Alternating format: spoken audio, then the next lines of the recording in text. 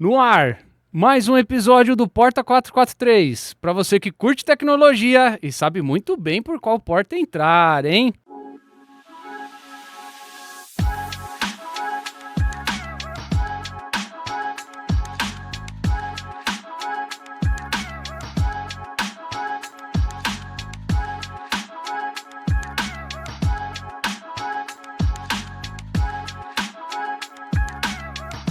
E hoje nós vamos falar de automação residencial e até predial, Dani. É isso aí, Fabião. Mais um episódio e esse, assim, com uma excelência diferenciada, né? Porque, como o Fábio me apresentou, a pessoa que está aqui hoje é o Papa, é o Papa da automação residencial predial. Exatamente. E quem veio para participar do nosso podcast hoje é o José Roberto Muratori, que é empresário, vai se apresentar aqui, mas ele tem uma qualidade, uma especialidade gigantesca, faz palestras. Tudo bem, José? Como você está? Tudo bem, professor. Muito obrigado pelo convite. Estamos aqui à disposição para bater um papo legal aí. Bacana, Zé. Pô, obrigado pela confiança, né, no Porta 443, né, na gente aí. E assim, né, muitas pessoas te conhecem já, principalmente quem é do meio, mas o Porta 43 é um podcast aberto para quem curte tecnologia, na verdade, né? Então, para quem está chegando agora, como que você se define hoje no mercado, Zé? E que tipo de projeto, principalmente hoteleiro, que é um negócio que está mais pulsando hoje no nosso segmento de automação residencial, né? O que mais aparece na sua mesa hoje nesse sentido de projetos de hotelaria? O que está acontecendo hoje no mercado, Zé? Bom, de certa forma nós fazemos projetos de automação, né, tanto para edifícios residenciais, corporativos, essa é a nossa área principal, mas também atuamos há mais de 20 anos nesse mercado e sempre estamos ligados no que está acontecendo, tanto com as novidades em tecnologia, fornecedores chegando, né, sempre trazendo uma tecnologia muito rápida em trazer aperfeiçoamentos e melhorias, e do outro lado os colegas que precisam sempre estar se instruindo, se capacitando para poder fazer um bom trabalho, seja na área residencial, seja nesses nichos que a gente vai comentar hoje. E dentro dessa questão que você colocou, nesse último ano a gente se aprofundou um pouco mais na questão da hotelaria. Uhum. Por quê? Porque há um ano atrás, mais ou menos, nós começamos conversas com o pessoal da Associação Brasileira de Hotéis, e a gente eles nos informaram, né, que é um setor que estava com uma atividade bastante intensa, estava retomando atividades depois do período de pandemia, que foi meio complicado, né? Então, alguns hotéis, a grande maioria dos hotéis, durante aquele período não teve como investir, não teve como fazer melhorias, mas sobreviveram, né? A maioria sobreviveu, logicamente. Só que aí, como a tecnologia é muito rápida e muito necessária hoje nas edificações, eles perceberam que havia uma defasagem tecnológica. Sim. Então, eles tiveram uma iniciativa que nós julgamos interessante, nos convidaram para atuar junto, que eles denominaram como Programa de Retrofit Tecnológico de Hotéis. Que legal. O retrofit é uma palavra genérica da arquitetura que fala de reforma, atualização. Né? Então, lógico que qualquer edifício que vai ficando antigo, seja qual for a atividade, a gente acha que o retrofit é necessário, assim como os hotéis. Mas aqui a gente não está tratando de um retrofit como uma reforma tradicional, mas sim como a introdução de novas tecnologias, para melhorar a eficiência, para melhorar a qualidade do atendimento. Então, é um projeto que, para mim, foi bastante, foi um incentivo grande, né? Desafiador, porque não era eu cheguei a fazer alguns projetos de hotéis, mas quando você é projetista, você atua naquela fase inicial, né? E muitas vezes o teu cliente não é nem o hotel, é o incorporador, é o construtor, é o investidor, né? Verdade. Então a gente não participa da operação. Então, para mim, esse último ano, principalmente os últimos meses, foram muito intensos em aprendizado. Começar a conversar com gerentes, proprietários, né, de hotéis, gestores e entender as necessidades deles. E depois desse período de levantamento, de conversas, aí a gente finalmente agora está lançando esse projeto e tendo uma repercussão muito boa. Legal. Tá? Oh, maravilha. Essa questão do retrofit, se você puder, conta pra gente um pouquinho. Eu tô incomodado de te chamar de José. Por quê? Eu vou te chamar de Muratore. Pode ser Mura, pode ser Pode Zé, ser o Mura? que você quiser. É verdade. Pode ser? Claro. Eu vou te Chama chamar da de forma que for Muratore. melhor. Primeiro que eu adorei seu sobrenome, né? Como você contou pra gente nos bastidores ali, é um sobrenome que parece japonês, mas na verdade italiano. Exatamente. Mas vamos lá, então o Fábio te chama de Zé, Retrofit. eu te chamo de Aí Muratore. complementa. Conta um pouquinho pra gente essa questão, assim, tenta entrar um pouquinho mais no que é realmente um retrofit, principalmente nessa parte hoteleira, e por onde um hotel começaria ali, o quanto ele precisa pensar em investimento para pôr esse projeto em atividade. Legal, essa é uma pergunta interessante. Quando a gente começou a fazer esse levantamento, existe, logicamente, como vocês devem imaginar, vários tipos de hotéis, né? O Brasil é muito grande e nós temos hotéis urbanos que tratam muito com eventos, com negócios, outros são hotéis de lazer, outros são hotéis mais para hospedagem de turismo. O porte dos hotéis é muito variado também, desde uma pequena pousada no litoral até um hotel na área urbana que faz eventos todos os dias, então é bastante variado. Então esse foi um dos primeiros desafios, identificar quais as áreas principais. E aí a gente percebe que é uma diferenciação grande. Alguns hotéis focam muito na parte da experiência do hóspede mesmo. Então é onde o hóspede fica, né? Mais tempo, eventualmente no dormitório, no apartamento. No entanto, alguns hotéis têm áreas comuns muito amplas e que também acabam sendo muito utilizadas pelos hóspedes. Então, seja desde a parte de restaurante, o próprio lounge, salas de eventos, salas de reunião.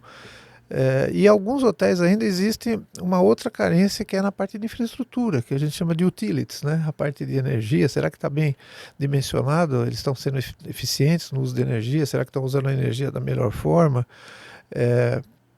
Não só energia, mas como água, gás. Então, a gente dividiu em 3 pilares, vamos dizer assim, o nosso projeto.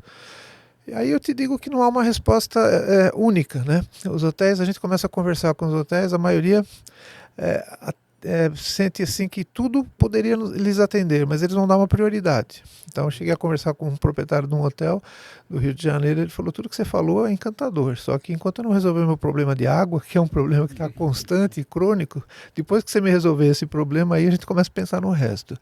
Já em outros casos, a gente foi numa pousada aqui no litoral, onde realmente o interesse dele é melhorar a experiência do hóspede no quarto, porque são hotéis que abrigam, tem uma dinâmica diferente. Eles querem que os hóspedes fiquem mais tempo no quarto, eles têm fisioterapia, tem várias atividades interessantes. Então, assim, é muito diferente. Mas eu acho que o que é importante é que a gente tem tecnologia para tudo isso, né? A gente tem que... Vai ser complicado a gente poder orquestrar esse atendimento de uma forma dirigida. Mas a gente já está no caminho. A gente preparou abordagens distintas e conforme uma primeira conversa ocorre, e aí um pouco, já depois falando um pouco da tua pergunta sobre investimento, onde que um gestor de hotel vai investir? Onde está mais, para ele é mais crítico. Os hotéis eles buscam a qualidade no atendimento se traduz para eles numa ocupação, numa taxa de ocupação melhor, né? Quer dizer, o hotel ele tem uma certa quantidade de apartamentos, ele quer ter o máximo possível eles tomados, né? Por ocupação. E também a diária, né? Por que você aceita pagar, o hóspede aceita pagar uma diária maior? Porque ele tem uma experiência melhor. Então, assim, esses 2 fatores são importantíssimos. E é aí que a tecnologia, com certeza, pode dar retorno. Tá? E aí, na questão de financiamento, tudo a gente pode depois falar com mais detalhes. Mas o principal é isso, a gente entender os dilemas de cada caso. E até a questão regional. Alguns hotéis têm esse problema de eventos regionais, onde eles são mais solicitados, então eles precisam ter equipes rotativas. Isso não é bom. Se a tecnologia pudesse suprir essas necessidades, então são desafios interessantes e importantes, né, que nós estamos indo atrás. Não, com certeza. Inclusive, falando dessa questão do financiamento, né? Muita rede hoteleira nem sabe que existe crédito para modernizar a estrutura, né?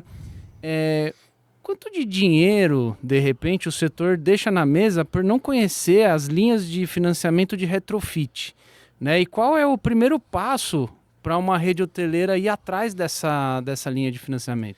Ótima pergunta.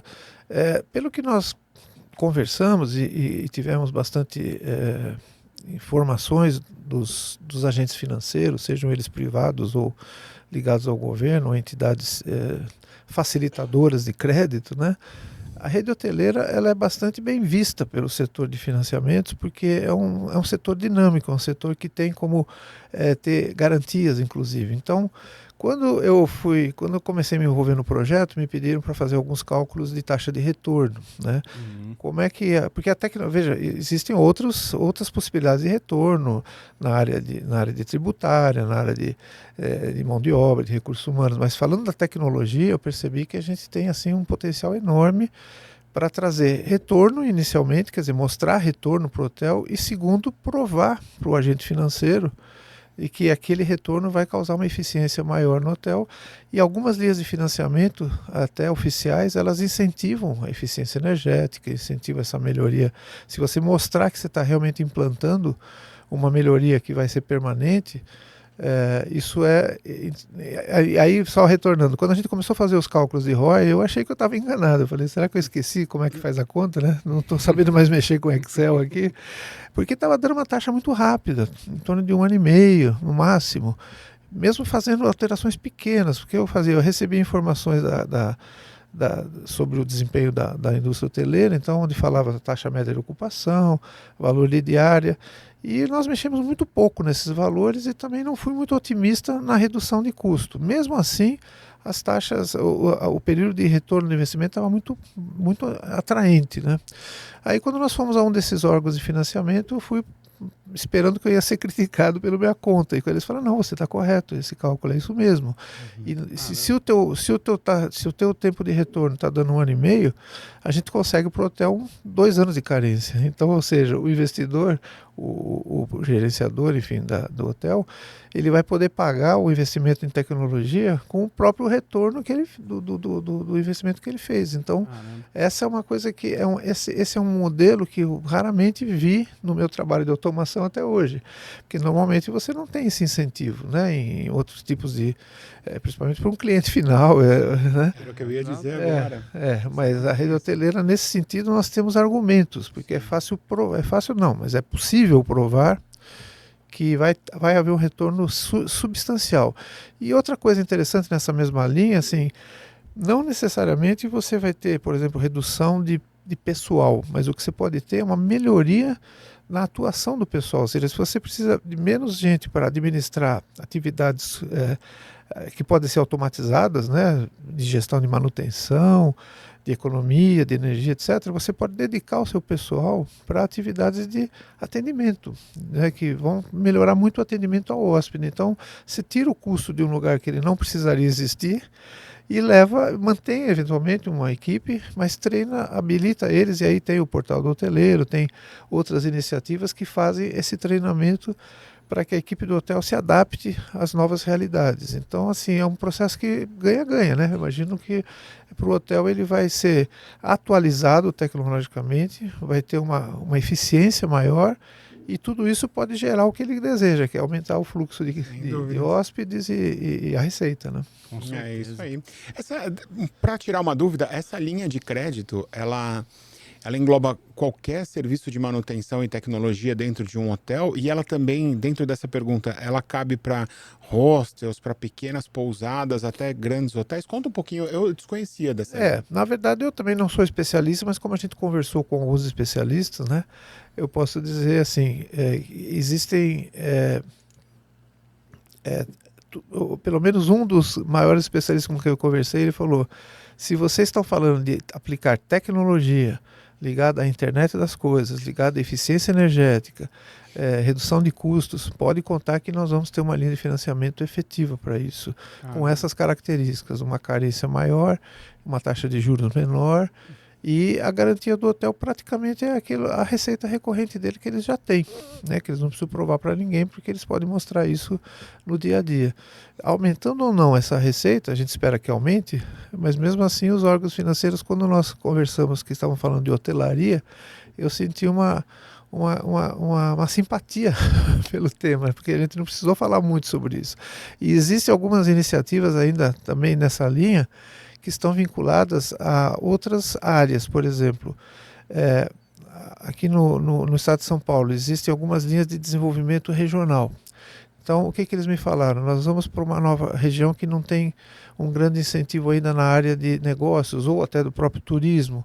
Então, a gente vai incentivar que aquela cidade, aquela região se fortaleça. Mas aí a gente sente falta de uma rede de hotéis, a gente sente falta de hospedagem. Então, não adianta você investir, um empresário da região investir num novo negócio, se ele não vai ter depois um local próprio ou como hospedar. Então o hotel vem junto, né? Por isso que é interessante. Às vezes você está, na verdade, participando de um evento, de um investimento maior, investimento numa região industrial, numa região onde novos eventos de turismo podem surgir, e aí a hotelaria faz parte. Se você não tiver hotel, o que adianta você lançar um novo desafio para essa região? Então a gente ouviu muito isso nos órgãos, inclusive vinculados ao governo, né? Essa linha de crédito faz total sentido, né? Ela fomenta aí todo o mercado de turismo mas a gente, por exemplo, nós temos uma empresa de tecnologia e nessa empresa a gente não pode desfrutar de uma linha de crédito dessa para um cliente final, né? Pois é, pro cliente final não, pro cliente final não. não. Aí ele tem que procurar, né? Mas de um pouquinho do que acontece lá na empresa, até queria tirar essa dúvida com você. Muitas empresas entram em contato com a gente com problema de infraestrutura e tecnologia e geralmente é o apaga-incêndio, né? Geralmente eles esperam o máximo do ápice ali acontecer, algum problema grave, e quando a gente é contatado, geralmente eles estão com algum problema muito grave. Crônico, ou crônico. Ou realmente foi quase que um acidente, né? Sim. E como o mercado final é muito variado, né? São diversos nichos, tamanhos de empresa, então a gente tem uma taxa de conversão baixa no sentido de apagamos o incêndio e agora partiremos para a preventiva e uma manutenção mais assistida. E muitas vezes não acontece isso. Muitas vezes não acontece, justamente porque cenário da empresa atual, enfim, outros pontos. Mas na rede hoteleira, isso é mais comum? Porque, Moratório, o que eu vejo? O hotel, ele precisa dessa tecnologia, né? Sim. Porque, realmente, para quem viaja muito, faz total diferença você ter uma infraestrutura atualizada e diferenciada, né? Sim. Então, e uma coisa que é importante também a gente falar, talvez nesse contexto que você está citando, é que nós percebemos, e o programa tem essa visão, que essa dúvida que você falou, né, essa restrição, será que o investidor vai perder? Se ele te chamou por uma questão de um acidente ou de uma ocorrência que não deveria ter acontecido, né? Provavelmente ele vai querer só aquela solução paliativa, mas na hotelaria existe uma questão interessante que é o protótipo, você prototipar uma solução. Então, quando você percebe que o hoteleiro, o gestor, enfim, ele está em dúvida sobre aquilo que você está falando, e tem todo o direito de ter essa dúvida, quando você fala de um hotel, por exemplo, com uma certa quantidade de apartamentos, você pode propor para ele, os fornecedores com quem nós estamos negociando aceitam isso, você fazer a famosa POC, né? Você fazer um protótipo. Então, o hotel fala assim para nós temos atender um hotel que ele tem um total de 400 apartamentos. Até nós teríamos receio de falar que vamos fechar 400 apartamentos. Mas eles tiveram uma ideia interessante. Falaram, nós temos 10 suítes que são suítes privilegiadas. Nós queremos começar por essas, porque nós percebemos que essas precisam de uma atualização mais intensa. A gente recebe um tipo de hóspede que já pode estar questionando. Depois nós temos mais 50. Então, assim, a primeira tentativa, a primeira possibilidade já real, né, realista, é propor uma POC, fazer porque esse tipo de proposta ele é muito válido para os dois lados. Porque nós também temos muitas ideias, né? É legal, a gente está cheio de sugestões, mas a gente precisa saber se todas elas se ajustam às expectativas. Então, fazer uma experiência e deixar já engatilhado um processo depois de de ampliação, né? É um modelo muito bom e muito bem aceito, porque os fornecedores investem nisso, eles falam, não há nenhum problema, a gente cede os produtos, às vezes o custo para o hotel vai ser um custo de uma mão de obra básica, às vezes o próprio hotel tem uma boa equipe de manutenção, então o que nós vamos fazer é basicamente um projeto e uma supervisão inicial. Quando esse apartamento, essa sala, nós já fizemos uma sala de eventos também para um hotel como o POC, né? Quando esse ambiente estiver pronto, ou a gente julgar que ele está pronto, a primeira coisa que a gente vai fazer é uma reunião com todos os envolvidos, né? O pessoal numa experiência que nós tivemos foi muito interessante, porque a gente falou desde o diretor do hotel, até a gerente de manutenção, até o pessoal de TI e o pessoal que faz as reservas, né? O pessoal que faz a alocação dos espaços. Aí esses 4 grandes grupos, eram mais pessoas, mas pelo menos esses grandes grupos, eles são envolvidos e eles vão dar opiniões, se o que nós fizemos realmente atende, se precisa ser melhorado, ou se não necessitava ter sido feito, por que não? Então é um diálogo. Uma vez que você valida esse protótipo, aí é bom para todo mundo, porque os demais vão seguir e aí fica mais claro. Então assim, aquela resistência inicial, a gente pode quebrar dessa forma. Maravilha. Com certeza. É. Inclusive, muitos hotéis ainda não contam com tecnologia, né, Zé? Quase nenhuma, né? Quase nenhuma, né? E assim, eu viajo bastante agora, eu sei o que eu tô falando, né? Como usuário de hotel. Você encontra problema para todo lugar. Exato, né? E assim, o que é mais curioso é que a gente vê isso em grandes capitais até, não é o hotel lá do interior, não. Tem hotéis nas grandes capitais que não tem a tecnologia ainda. E você que eu pelo menos sou uma pessoa que uso muito tecnologia, quando eu vou num lugar que não tem tecnologia... Você se sente frustrado, né? Você se sente um estranho no ninho, né? Eu imagino que essa geração que tá vindo aí também tem esse mesmo sentimento, Exatamente. né? Agora, Zé, o que do seu ponto de vista convenceria mais rápido um hotel a implantar tecnologia? O que dá mais retorno pro hotel mais rápido, assim? É a parte de energia, é a parte de automação dos quartos? O que você vê hoje que atrai mais o cara? Porque às vezes o cara da rede de hotel, ele também não é aficionado por tecnologia, né? O dono lá, vamos dizer assim, né?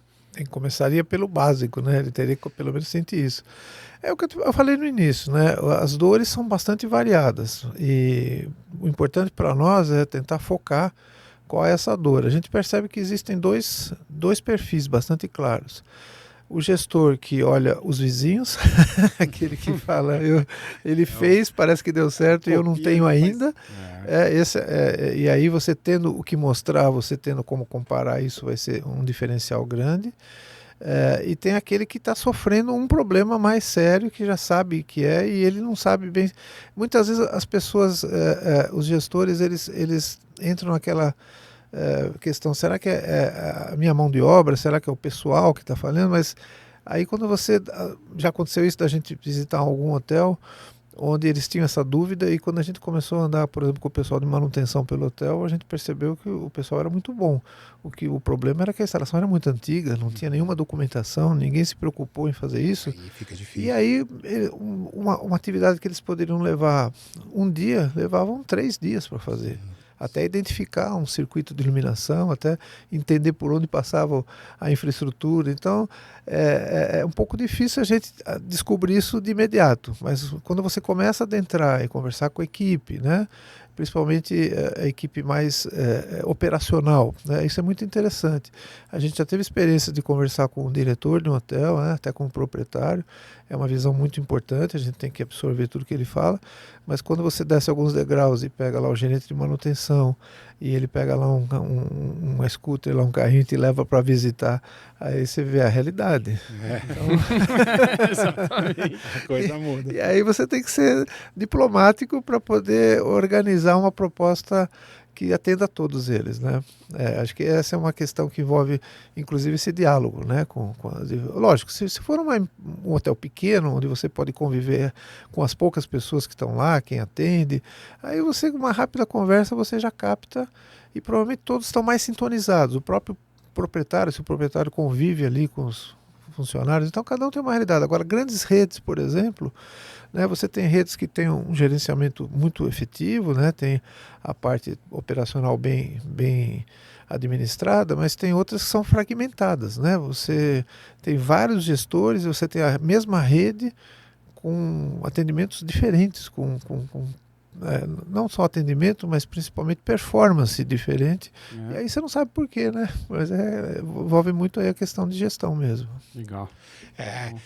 A gente viaja bastante lá pela empresa e acaba caindo em diversos hotéis aí pelo Brasil, né?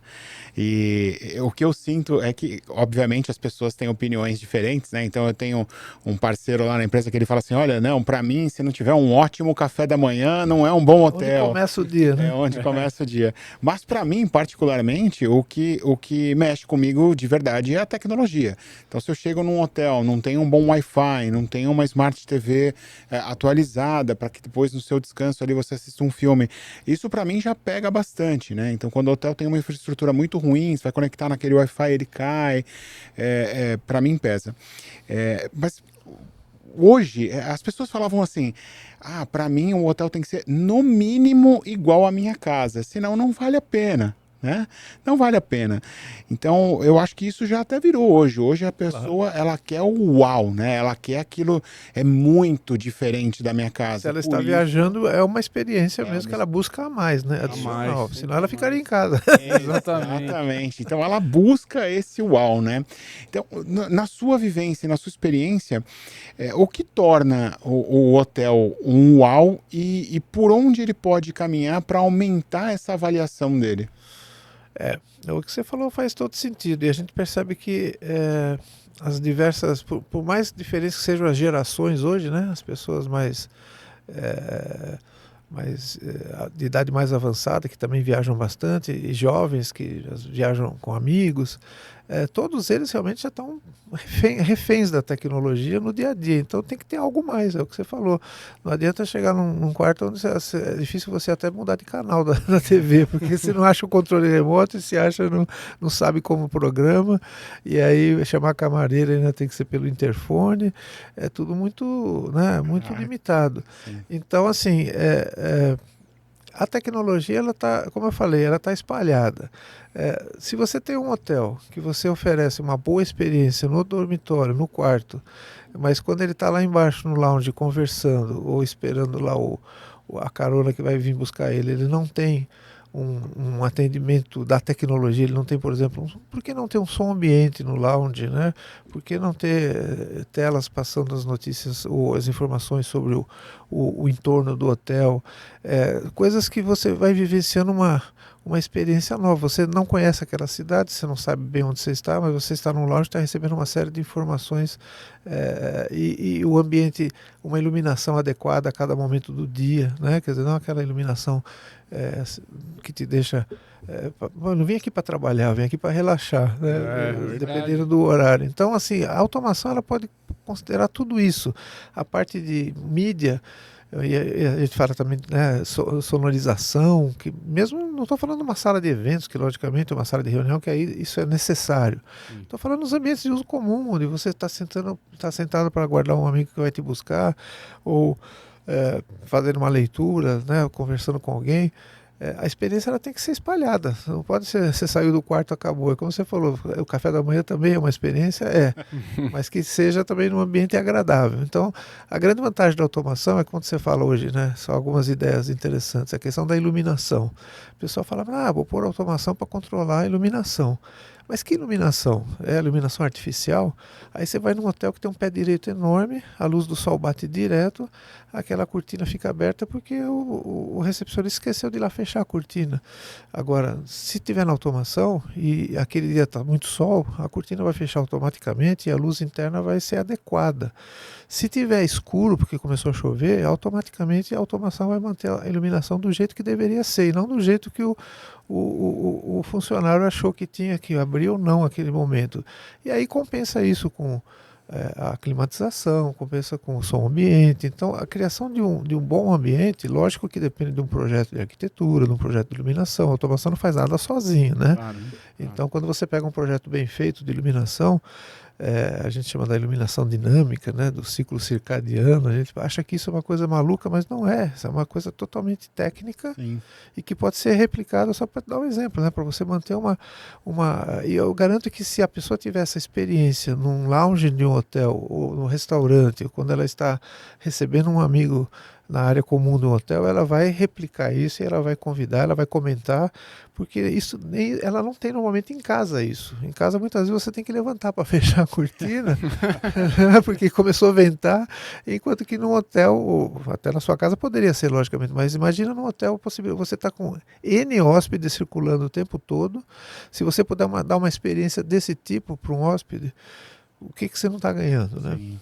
Sem dúvida. Você ganha em retorno, né? A pessoa vai querer voltar lá, com certeza. E o que né? foi visitar e estava lá momentaneamente vai comentar, nossa, fui no hotel. É isso aí. Mas essa é a questão, né? Porque você, às vezes, você vai visitar aquele hotel uma vez só na vida, né? Se você tiver de passagem. Mas com certeza você vai conhecer alguém que vai naquela região, Você já vai indicar. você vai indicar aquele hotel, né? Obviamente, né? Aliás, essa resposta do Zé matou umas 3 perguntas aqui que eu ia fazer, né? Vamos Já trocar. matou a pau. Agora, falando um pouco do mercado mesmo de automação, né? E colocando aqui no termos de hotéis, né? Em hotel, acho que em qualquer lugar, mas em hotel, falhou, o hóspede reclama na hora, né? Quando a gente fala de automação, Zé, o que tem que ser cabeado no projeto sem discussão e o que pode ser híbrido, que pode ser sem fio? Hoje, dentro da automação, o que você enxerga? Não existe uma resposta tão definitiva, mas vamos lá. Os sistemas sem fio evoluíram muito, né? Não estou falando da rede Wi-Fi, isso é conectividade, redes. Aliás, tem um outro colega no projeto que trabalha muito bem essa parte. Eu fiquei responsável técnico pela automação e temos um outro colega que cuida mais da parte de conectividade e redes, que às vezes é o começo de tudo, né? Uhum. Você tem que tirar o bode da sala para começar o projeto. Mas voltando então para sistemas de automação, a gente não pode ignorar que os sistemas sem fio evoluíram muito. Quando eu comecei há 20 e tantos anos a trabalhar, a gente só fazia sistemas cabeados, mesmo em residências, em apartamentos. Às vezes os proprietários não gostavam, falavam, pô, vou ter que sair 15 dias aqui, ficar hospedado no hotel para você quebrar o meu apartamento.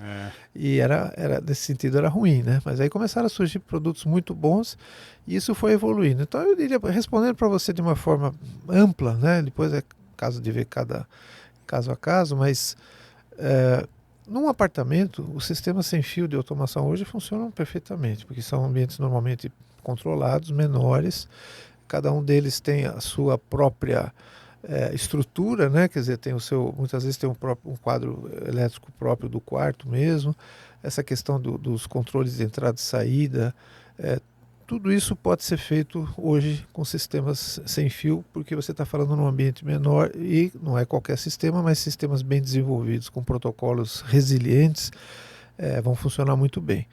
Quanto mais você caminha para áreas comuns, aí você tem que fazer um estudo mais detalhado, né? Sistemas de automação, não estou nem falando da segurança, que aí tem outros especialistas, mas automação mesmo. Quando você vai falar, por exemplo, de controle de caixa d'água, controle de gerador, controle de utilidades, muitas vezes o sistema cabeado ele vai ser mais previsível, né? E mais sólido, vamos dizer assim, ou resiliente, como a gente fala. Porque você vai ter uma ligação física. Às vezes você fala de sistemas de água, você tem recalque lá no subsolo e você tem reservatórios lá no último andar. Uhum. Então, como é que você vai controlar isso? Sistemas de piscina, né, de monitoramento de limpeza de piscinas, etc. Então, utilidades, como a gente chama, normalmente os sistemas cabeados são muito mais indicados. Além disso, em áreas de eventos, áreas, principalmente auditórios maiores, salas de reunião, a parte de áudio e vídeo, que também compõe a integração com a automação, ainda é totalmente cabeado, né? A melhor qualidade é através do cabeamento, mas isso não causa um grande problema, porque normalmente são estruturas locais, né? Você pega uma sala, por maior que seja, até um pequeno auditório, você tem como fazer toda a distribuição cabeada de uma forma de pouca intervenção. Você usa o forro de gesso, ou usa algum tipo de recurso que deixa essa tubulação ou essa fiação bem projetada. Mas eu acho que é isso. No fundo, as soluções sem fio hoje já são bastante indicadas em várias situações, até para ambientes menores, que não sejam apartamentos. De novo, falando uma sala de reunião, ela pode ter o sistema até de áudio e vídeo cabeado, mas a automação poderia ser sem fio, sem pode nenhum ser problema. híbrido, né? Hoje você tem até medidores de energia que você pode colocar sem fio e o gestor no final do dia ele sabe quanto cada sala consumiu de energia para ele fazer uma cobrança adequada para cada usuário. Então, assim, as soluções são... Essa é uma grande vantagem. Eu sempre falo que a gente está passando uma época muito boa na automação, que no passado a gente tinha soluções muito pouco variáveis, né? Hoje a gente tem uma quantidade de soluções muito boas. O importante eu sempre falo que não existem produtos ruins, existem produtos mal especificados. Então, a preocupação é ser bem especificado, você fazer um bom projeto, né?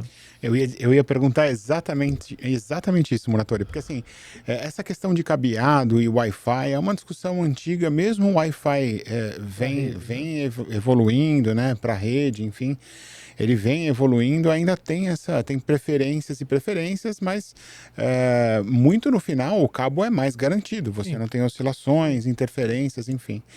Agora, essa base de equipamentos é um problema, né? Porque eu vejo que muitos especialistas pegam excelentes equipamentos, mas não fazem ali, não criam uma correta instalação, instalação, né? Exatamente. E aí a má instalação acaba sendo o problema da base de tudo isso, né? Então, criar ali um projeto com uma instalação boa, firme, parruda. Aí, né?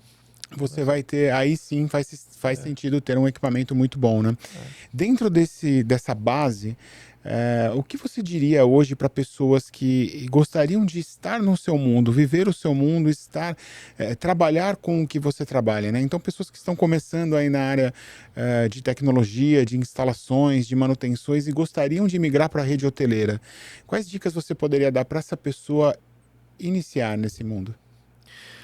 Como qualquer nicho de mercado, eu acho a tua pergunta muito apropriada porque hotelaria está sendo hoje a nossa conversa porque é um nicho que começou a fervilhar para nós, né, nesse momento. Mas tem vários colegas que começaram a ter um exemplo clássico que eu sempre conto de um amigo nosso que ele trabalhava com automação residencial de alto padrão, né?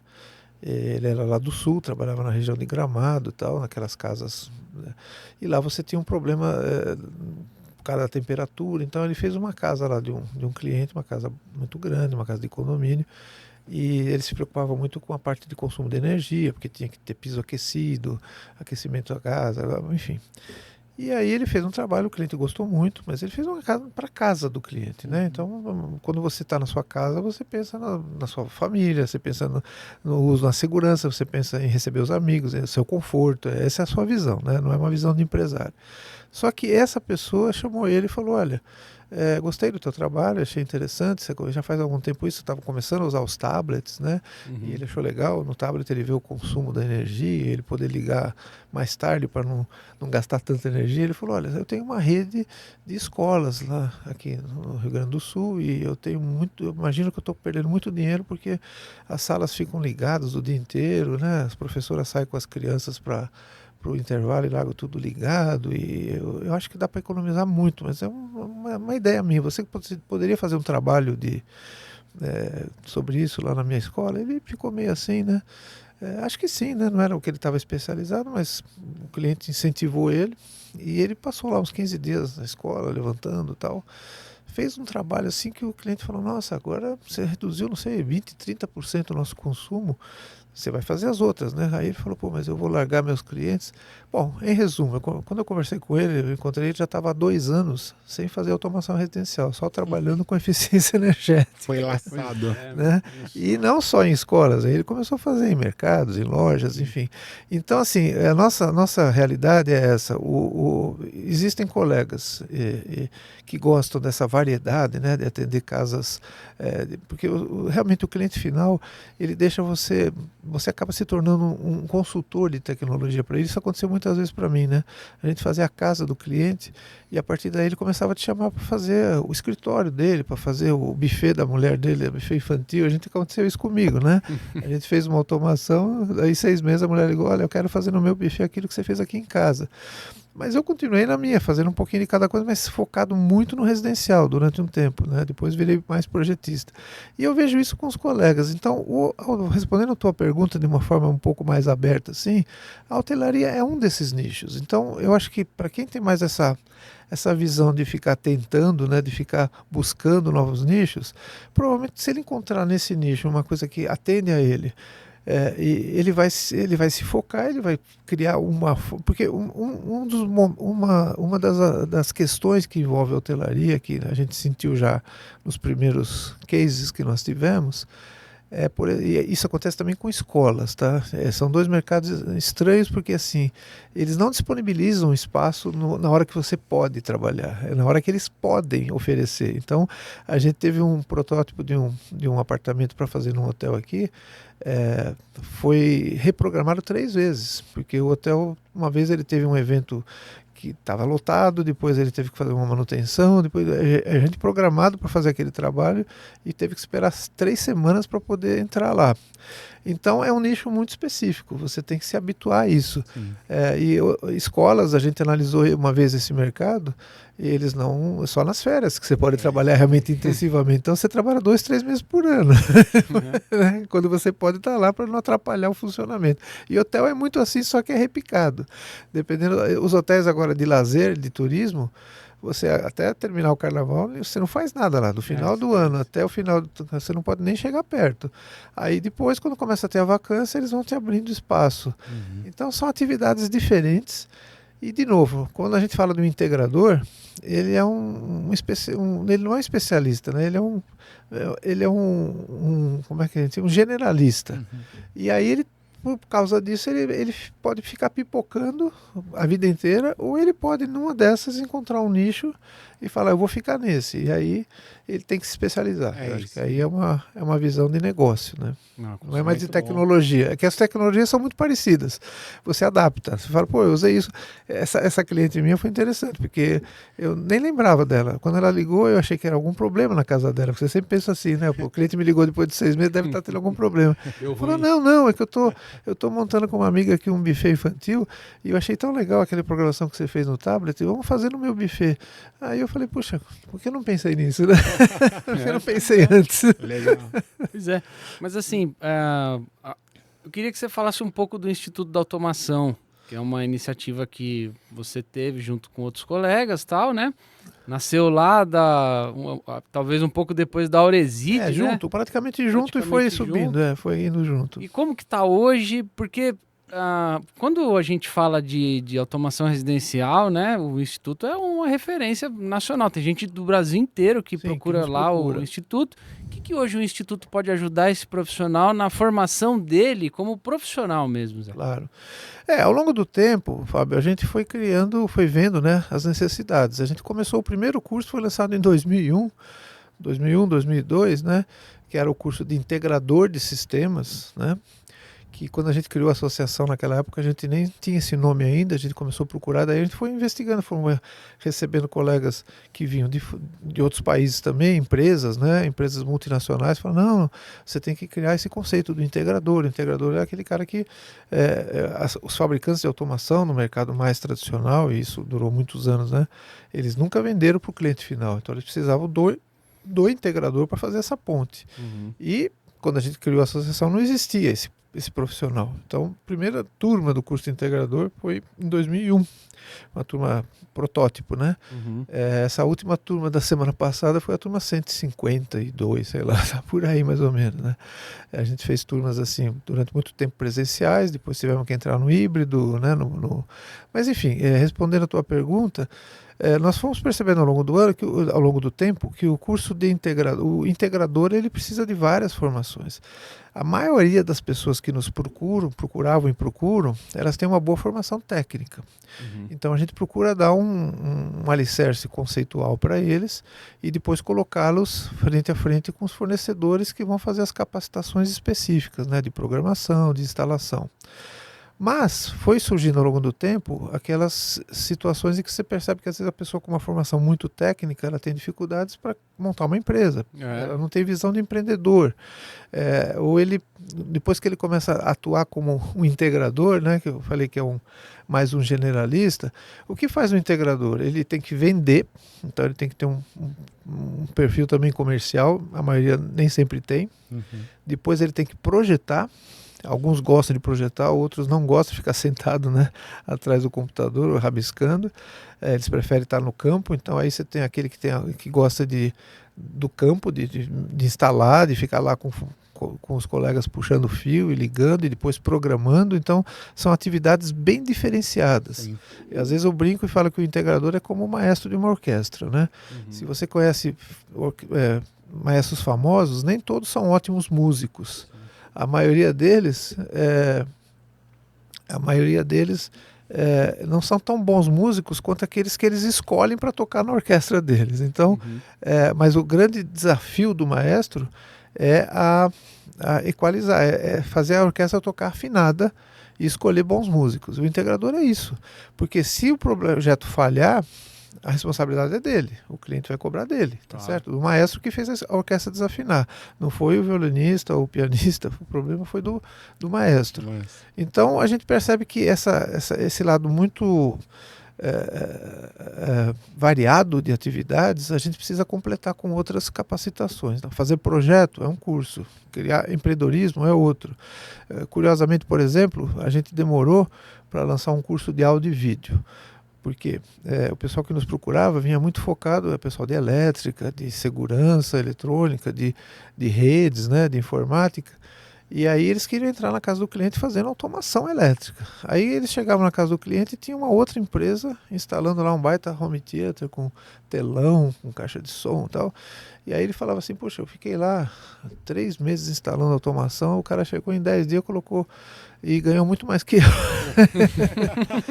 Só que a gente não conseguia enxergar essa necessidade. A gente demorou um pouco para lançar a primeira turma de áudio e vídeo. Quando nós lançamos, assim, foi uma surpresa, porque as turmas se encheram de pessoas, porque todo mundo sentia falta de conhecer isso, que é uma atividade específica, né? Então, áudio e vídeo, iluminação, a gente procura trazer especialistas dessas matérias. Hoje nós estamos procurando, por exemplo, formação mais em iluminação, porque a iluminação está sendo muito requisitada. A iluminação, para vocês entenderem, é o número 1 na entrada dos integradores na casa do cliente. Não é áudio e vídeo, não é segurança. Para o integrador, a iluminação é o principal cardápio, né? É o tal do bode na sala, né? É onde o cliente começa. Depois que ele entrou para fazer iluminação, aí ele começa a colocar outras coisas. Só que a iluminação é um desafio. Muitos integradores não entendem um projeto de iluminação feito por um especialista. Então a gente está trazendo também pessoas de iluminação para dar esse conhecimento. Então, assim, o Instituto ele não é uma trilha única, ele vai buscando, nós buscamos trazer conteúdos complementares. Tá? Maravilha. Ô, Muratori, deixa eu fazer uma pergunta. Você comentou dos integradores e muito sentido isso, né? Realmente a pessoa tem que ter ali experiência em negócio, experiência em atendimento ao cliente, experiência em tecnologia, experiência em setup, instalação. Então, são diversas variáveis que o integrador tem que ter ali como ferramenta.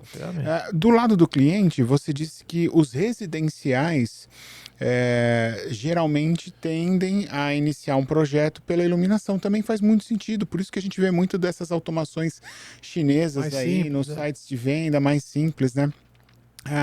Agora, no corporativo, né? Pensando em colégio ou hotéis, o que esses grandes buscam? Eles buscam mais conforto, mais economia de algum serviço, energia, água, né? Não sei.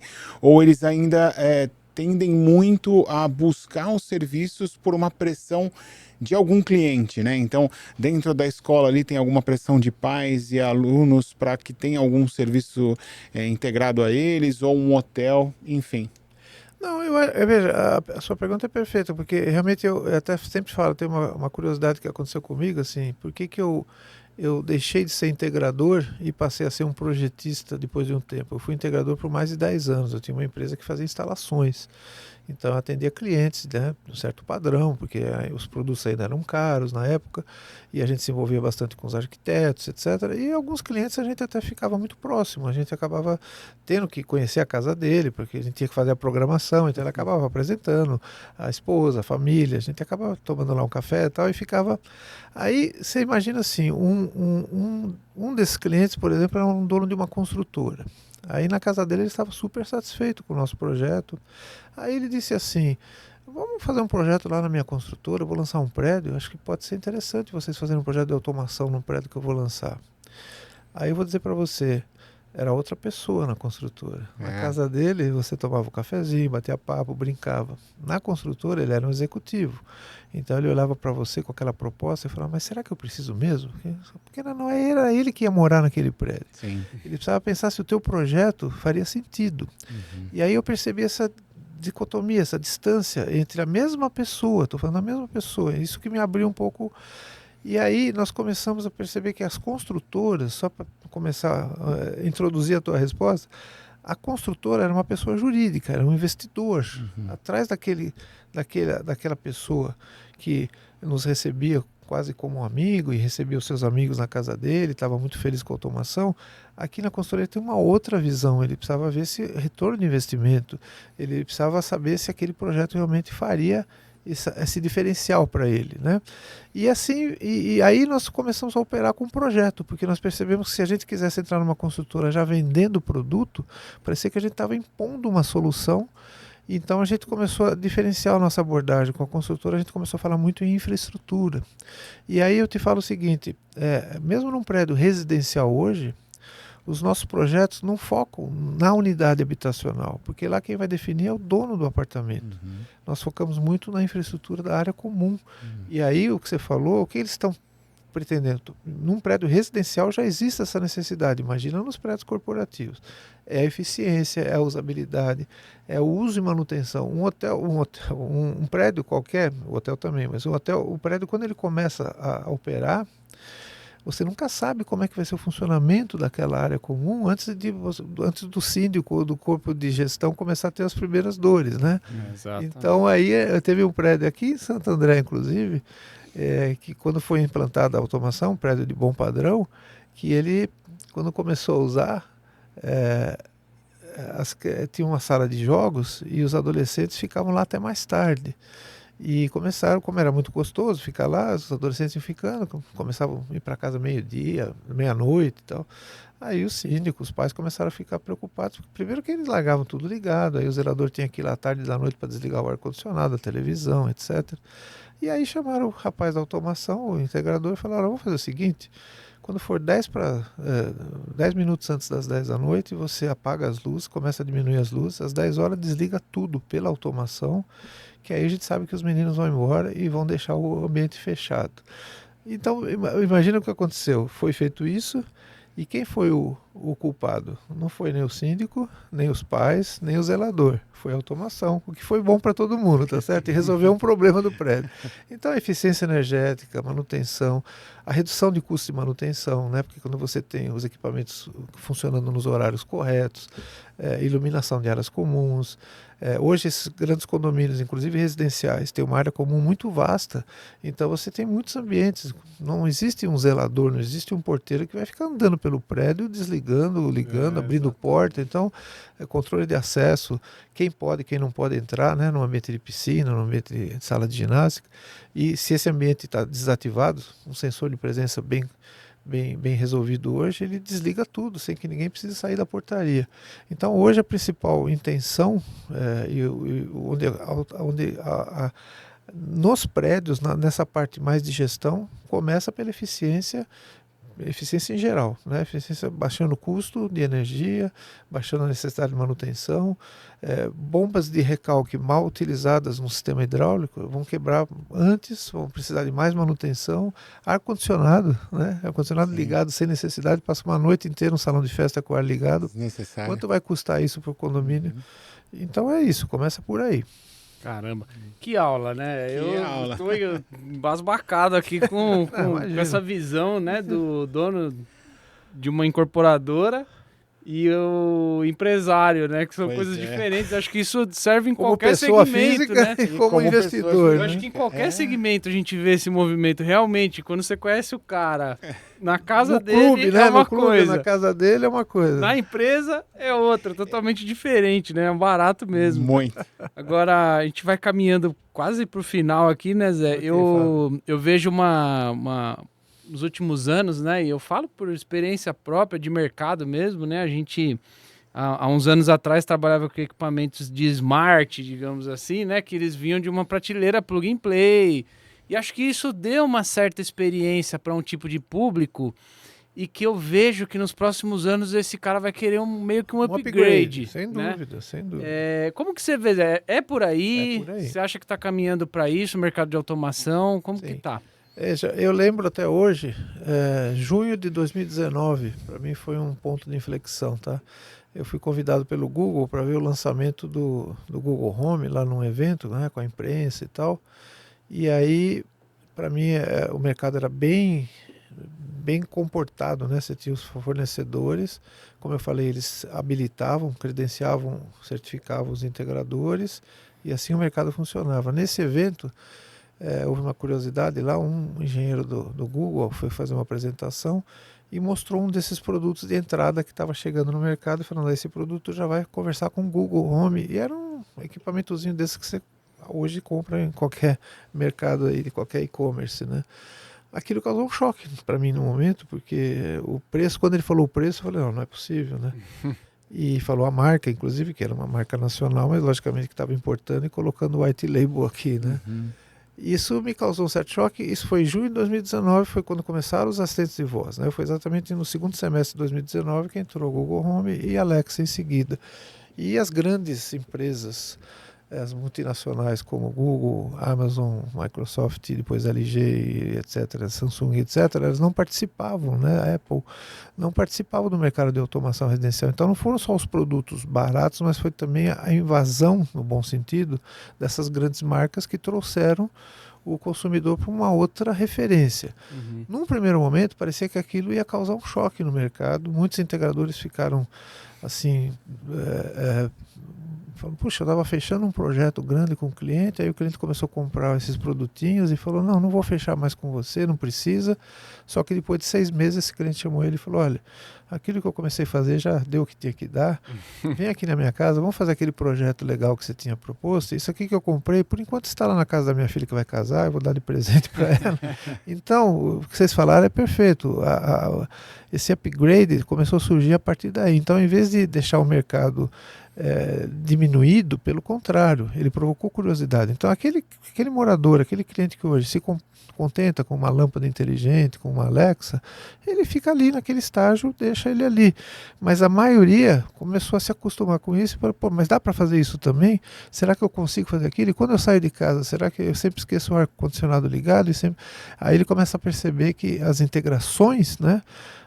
Climatização, áudio e vídeo, iluminação, irrigação, cuidar do pet, o monitoramento remoto hoje, né, atinge qualquer coisa, não é mais segurança, você monitora qualquer coisa que você quer em casa. Então foi realmente o que você falou, é perfeito. Na verdade a gente percebeu que essa mudança foi poucos anos atrás, 5, 6 anos atrás, ela causou eu até tenho lá um desenho, uma pirâmide onde a gente mostra até em 2018, 2019, a gente só tinha um mercado de alto padrão, alto e médio padrão, mas bem alto mesmo. Então, eram poucos projetos de valor elevado e para poucos integradores. Hoje não. Hoje você tem um mercado de entrada. Os integradores às vezes não se interessam por esse mercado, mas eles se interessam em conhecer esse cliente para fazer esse cliente migrar para o middle market, que a gente chama, que é o intermédio. E aí que está o grande volume hoje de negócios, onde são projetos de custo médio, mas onde um integrador, em vez de fazer um projeto a cada 3 meses, ele faz 10 projetos por mês e fatura muito mais. Legal, muito bom. De bola. Bom, temos agora a pergunta do programa, Dani. A pergunta do programa. Vamos lá. Essa pega todo mundo de surpresa, né? Não, mas essa é tranquila. Antes de mais nada, obrigado pela presença. De verdade, monitor, assim, uma aula, né?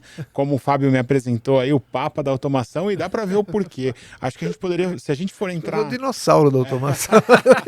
É melhor tratar como Papa, né? Do que dinossauro, né? Até porque você não é um cara desatualizado, hein? Né? Poxa, porque dinossauros são geralmente as pessoas desatualizadas, né? Né?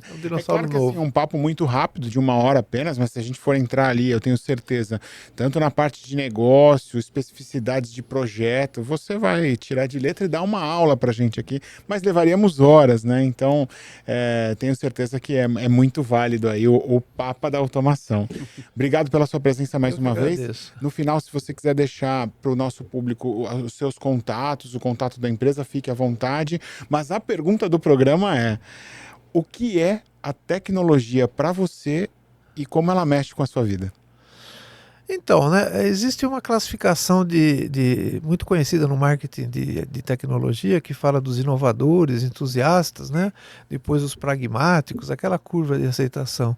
Eu não me considero um cara tão entusiasta e tão inovador, não, no meu dia a dia. Não faço questão de ter. Eu tenho algumas facilidades em casa, gosto de utilizar, mas não sou assim fanático, não. Eu gosto de praticidade, gosto de ter tempo para poder ter atividades também de lazer, para intercalar, mas eu vejo outros colegas que são muito mais focados em tecnologia. Então, acho que se eu fosse muito visionário, muito entusiasta, talvez eu puxasse muito, né, contando rapidamente o meu histórico também. Como eu sou engenheiro, meus primeiros projetos eles eram muito técnicos. Depois que eu casei com uma arquiteta, ela começou a me provocar, falava, você é muito engenheiro.